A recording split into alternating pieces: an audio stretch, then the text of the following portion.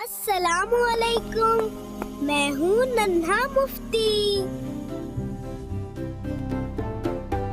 जल्दी से सब्सक्राइब कर लो ताकि नेक बातें मिलती रहें। आज मैं आपको एक प्यारी सी कहानी सुनाऊंगा। तो चलो शुरू करते हैं कहानी सच्चाई का इनाम से। एक दिन अली स्कूल जा रहा था। मौसम बहुत प्यारा था। रास्ते में उसे एक सोने का सिक्का मिला।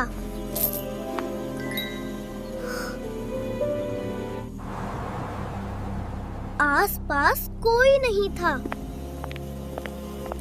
दिल ने कहा, ये किसी और का हक है। उसने ठान लिया सिक्का लौटाना है।